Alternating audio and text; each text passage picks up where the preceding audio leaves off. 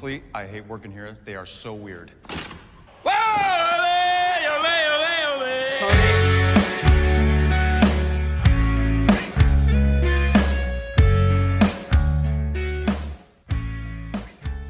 What's up, everybody? We are now at the start of phase 2. That is 1, 2, 3, 4, 5, 6, 7 movies into the MCU rewatch. What is it that kicks off phase 2? Do you remember? Well, if you don't, I'll tell you right now. It is Iron Man 3, the final Iron Man movie in the trilogy. Before I even get into watching these films, I want to tell you all where my headspace was at. I have a vivid memory, I guess you could say, of these films being ass. That's just my full disclosure.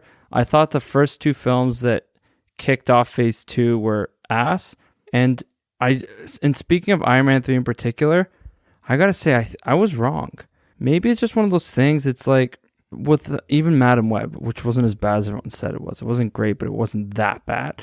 But with this movie in particular, maybe just people started like shitting on it, and you kind of like, you pile on. It's like that negative, like, oh, let's all shit on it together. I don't know. I think it's a great way. It's a good thing about rewatching the MCUs. I'm going fresh.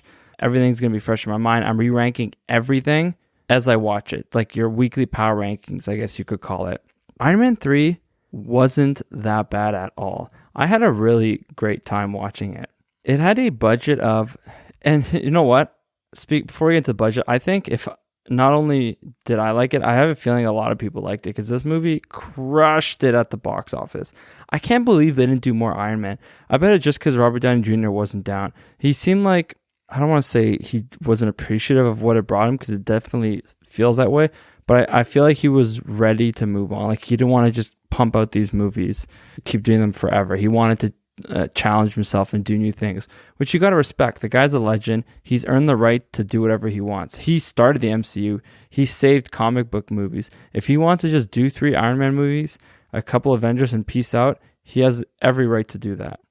And I could see if studios wanted to push for him to do a 4th one, because this movie on a $200 million budget made over $1 billion. Yeah, the $200 million US budget, box office $1.215 billion. So that's $1,215 million at the box office, which is a $1 billion profit. Wow. King, thy name is Robert Downey. If Captain America First Avenger won me over immediately just by sheer awesomeness, I gotta say Iron Man 3 won me over immediately by sheer awesomeness of the opening song. Eiffel 65 by Blue. No, it was Blue by Eiffel 65. Excuse my memory. I cannot believe that was the intro. I totally forgot that it was. That movie was my childhood. So listen up, here's a story about a little blue man, and all day and all night, and everybody is you, and blue's not and outside, blue is a, but there goes all my subscribers.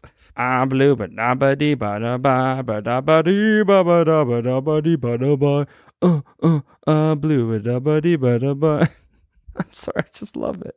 Such a lit song. I don't know if a lot of people remember this, but there was this at Tony Stark's funeral at the end of Endgame. There was one kid who was kind of there, but who wasn't a superhero or wasn't involved in the film leading up to that. Just some random kid was there.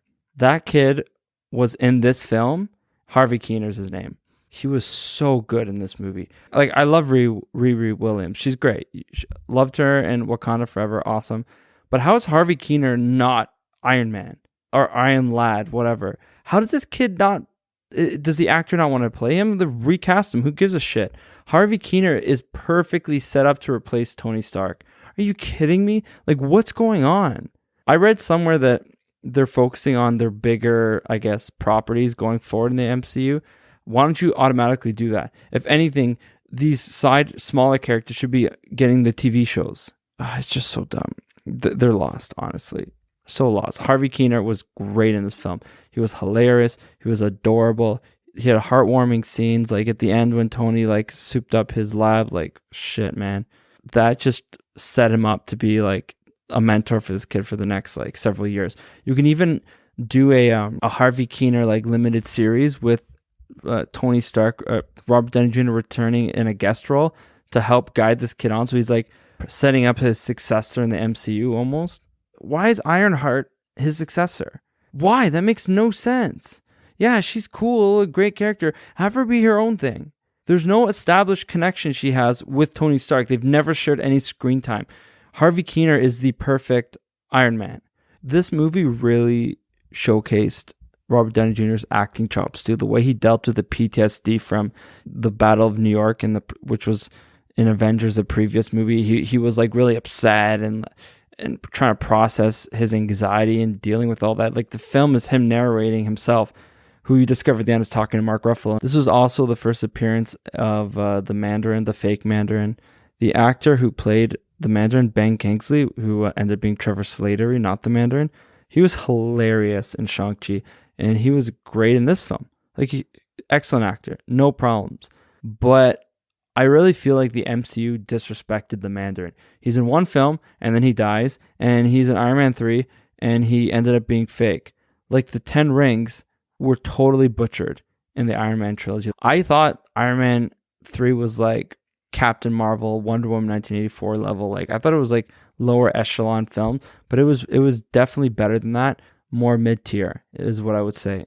When he busts in before he discovers the Mandarin was fake, this is up there with one of the funniest scenes I've seen in the MCU. He points his like gauntlet at the guy or gun, whatever it is, at one of the henchmen of the Mandarin, and the guy just like, he drops his gun and he walks away. He's like, honestly, I hate working here. They are so weird. It was so funny. Then he just like runs away.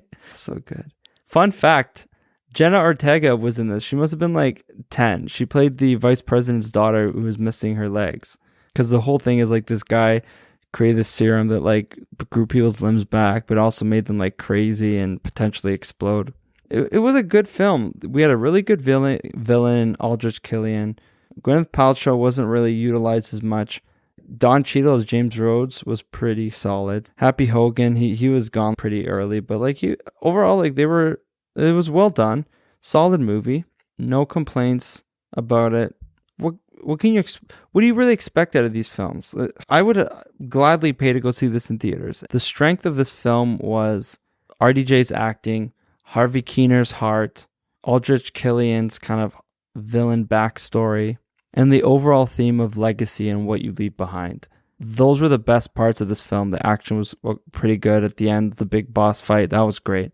Now the question is, where does it rank in our MCU power rankings? Should I call it power rankings? I would call it rankings or whatever. We'll see.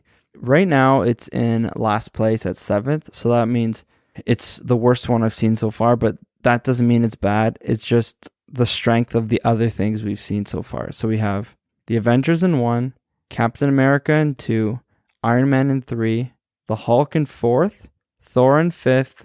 Then you have Iron Man 2 in 6th and Iron Man 3 in 7th.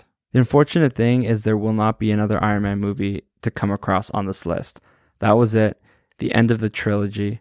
The end of the first trilogy. The birth of the whole thing. I gotta show appreciation for Iron Man. Love you.